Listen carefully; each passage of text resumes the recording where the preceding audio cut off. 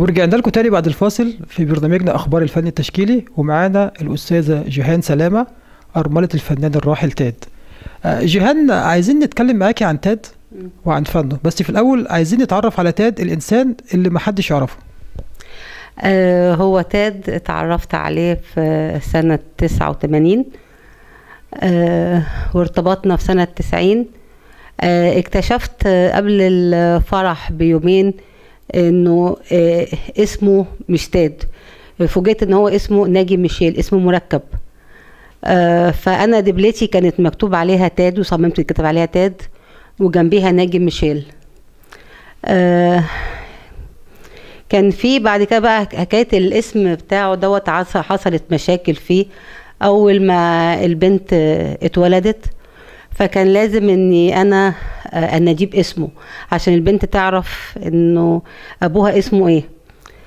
برضه رفضت الفكره دي خالص، وعمري ما ندهته باسمه الحقيقي، وصممت على اسم تاد، وعملت ليندا اغنيه علشان تعرف اسمها ايه، وفي نفس الوقت تعرف اسامي ابوها ايه وامها ايه.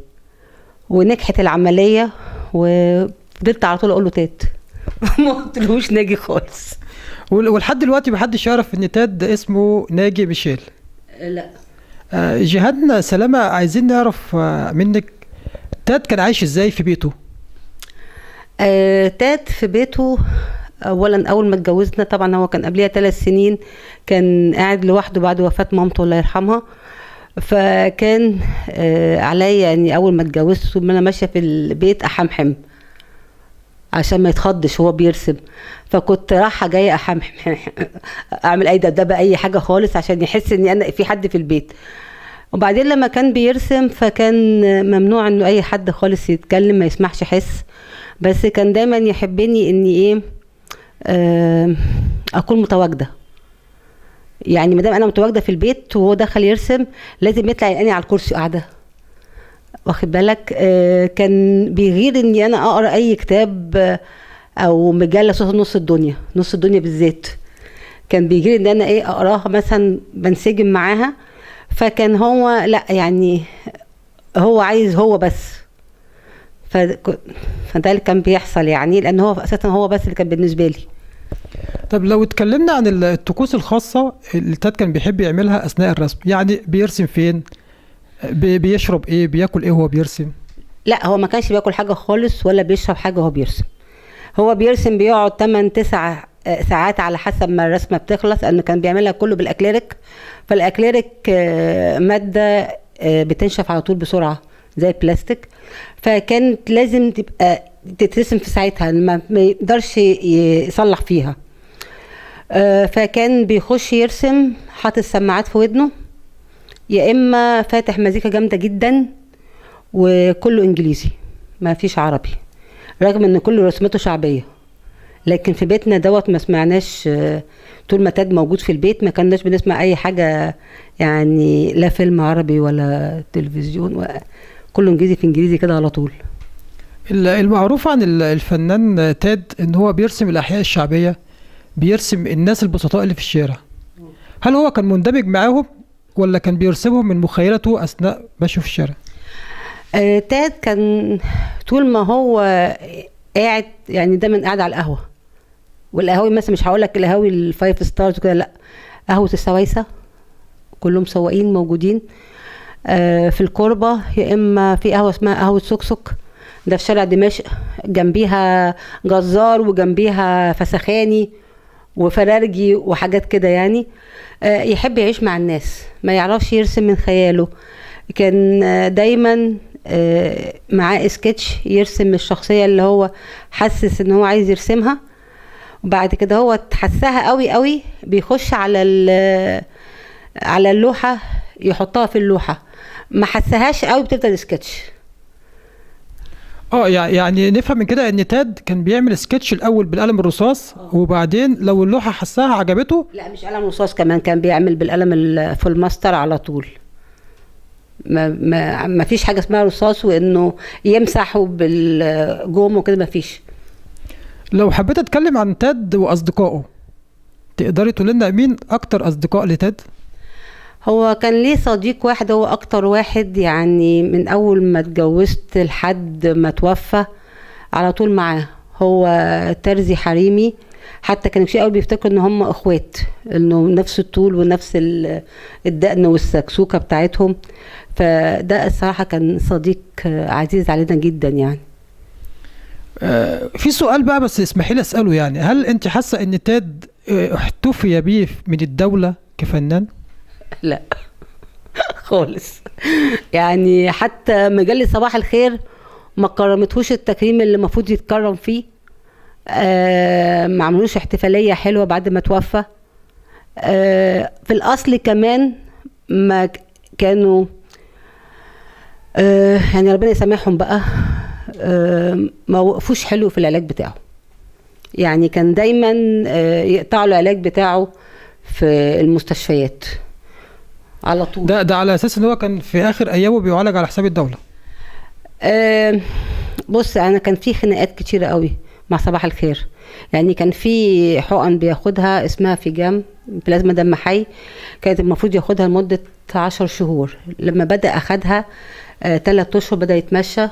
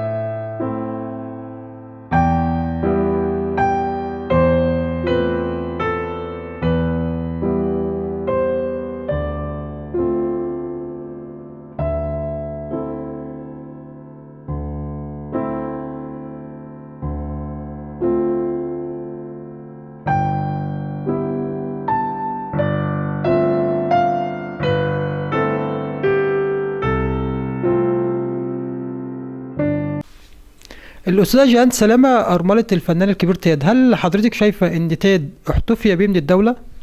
لا، ما ما ظهرتش الحاجة الكويسة بالنسبة لتاد من الدولة.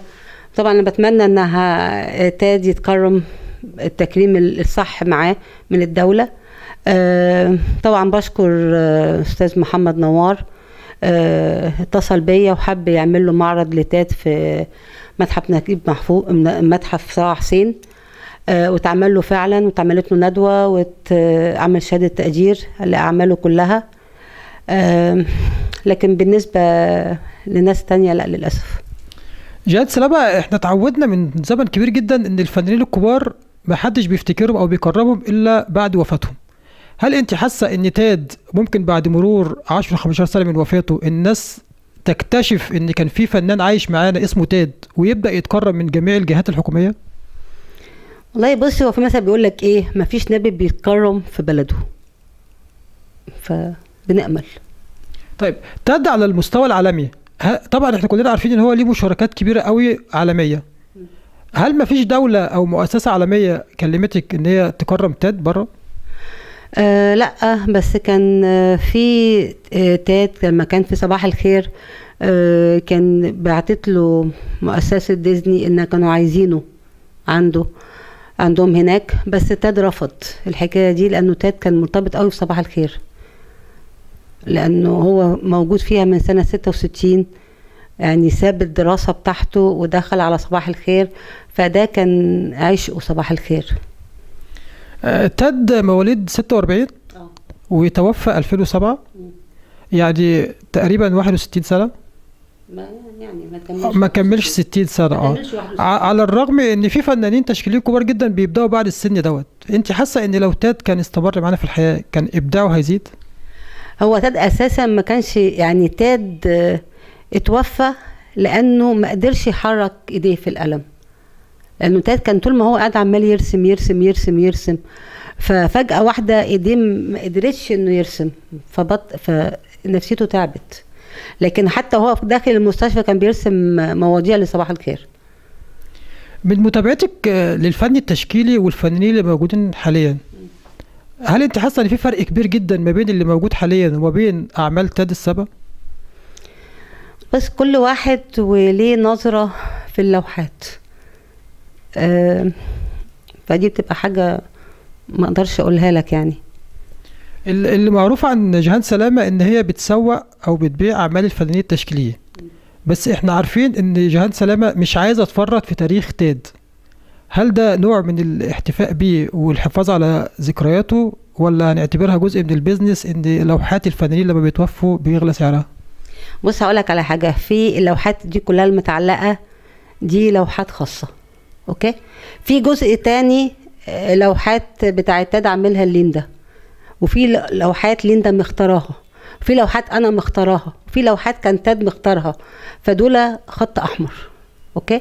يعني بتيجي ساعات واحد يقول لي انا عايز اللوحه دي هدفع الشيء الفلاني، اقول له لا سوري، بنتي اولى بيها، مش ممكن انا ادي لك انت لوحه بنتي بتاعتها واخداها، فمش كل حاجه الفلوس، اوكي. لكن طبعا في حاجات بعرضها للبيع.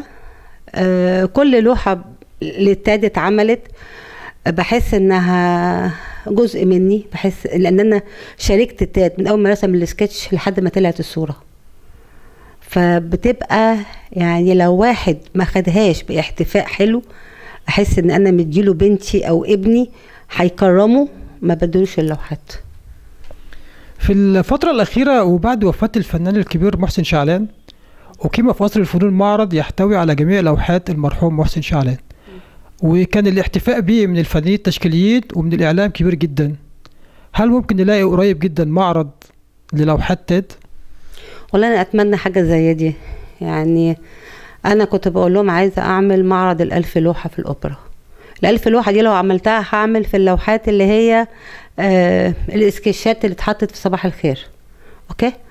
وممكن أحط فيها اللوحات اللي هي عندي في البيت والحاجات المتناهيات بتاعتنا. وطبعا اتمنى ان الكل يشوف في لوحات تاد كلها مره واحده. انا عايز برضه اسال سؤال واسمحي لي اساله، هل حضرتك شايفه ان اصدقاء تاد الفنانين بعد وفاته ب7 سنين بيحتفوا بزوجته وبنته في جميع المحافل؟ يعني بالبلدي كده بيسالوا عليكم؟ بص مش كله، يعني في طبعا ناس واخد بالك ما بيشوفوني ازيك ومش عارف ايه واخبار البنت ايه وبتاع، في محبه.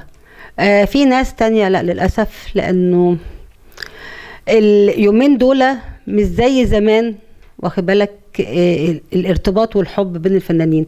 بالعكس انا كل سنه بلقاها انه في غيره عن السنه اللي قبلها ما بين الفنان والتاني، او ما حدش بيساعد حد، الكبير ما بيساعدش الصغير عشان يطلع واخد بالك. جيهان سلامة، لو حبينا نذكر الناس بالرساله اللي تاد كان بيقولها في لوحته.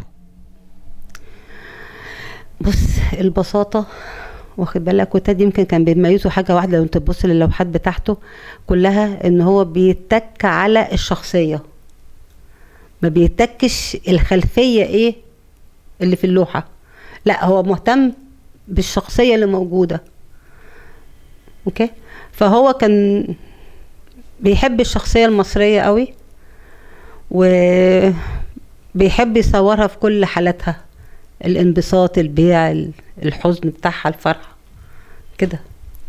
جيهان سلامة أرملة الفنان الكبير تاد، تحب توجه رسالة ايه للفنانين التشكيليين اللي موجودين حاليا؟ يعني هي طبعا هي أهم حاجة انهم كلهم يحبوا بعضيهم، لأن ديت مش لاقيها حقيقي. وفي حاجة تانية ممكن تتعمل، يعني ليه ما نشجعش بعضينا كلنا ان احنا كل معرض واخد بالك الفنانين كلهم يتفقوا انهم ياخدوا لوحة مشتركة يشتروها كلهم. اوكي. واللوحه المشتركه اللي هم دفعوا حقها ديت بتتعمل معرض كل سنه لصالح الفنانين، واخد بالك، كمعاشات او وعي او اي حاجه من دي. فهمتني؟ يبقى انت بتدفع حاجه انت مستثمرها في نفس الوقت، وفي نفس الوقت هنعمل معرض هنكسب فلوس تاني، واخد بالك، هتنفع للناس اللي هي محتاجه. طب انت عارف نقابه التشكيل اساسا يعني ما هياش نقابه غنيه يعني، صح ولا غلط؟ اذا عايز الرساله اللي توجهها جيهان سلامه من الفنانين الموجودين على الساحه للاحتفاء بالفنانين الكبار اللي سنهم كبر وعايزين نفتكرهم قبل ما نفتكرهم بعد ما يموتوا. الصراحه انا فرحت جدا وكلمت استاذ احمد عبد الغني. لقيت دكتور فاضل العجمي في اسكندريه كان بيدعيني على انه عاملين له تكريم في اتيليه اسكندريه. فلما رحت هناك كنت شفت الكتالوج بتاعه وعجبني جدا. بعدين لقيته بيكلمني بيقول لي انا فرحت قوي ان انا حاطط اللوحات كلها اول مره اشوفها، انا ما عملتش معرض قبل كده، ففرحت قوي نفسي اعمل معرض. وزي طب ما عملتش معرض ليه في السنين دي كلها؟ قال لي انا كنت قدمت عشان اعمل معرض، ففوجئت بفلان بيقول له انا عايز سجل الاعمال. فقال له يعني فاضل العجمي بتحتاج سي علشان تعرف ايه لوحاته؟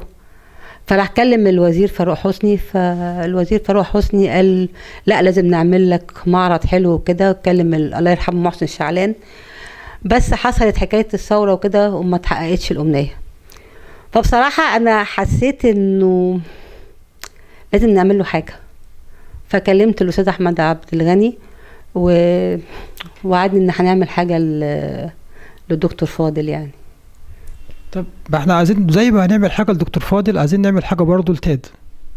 والله بقى يعني انا بتمنى، بس ازاي؟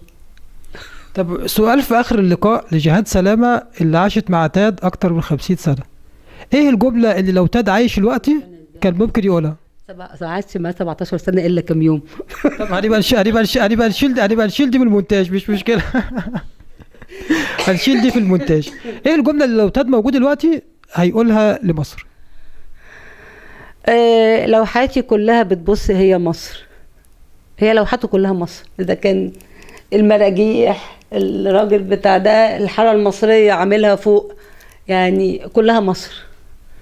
يعني تاد كان بيصحى الصبحيه كده في اي وقت ينزل، انا نازل، كان ينزل يرجع لي اول ما ينزل هو راجع بسرعه داخل المرسم يرسم.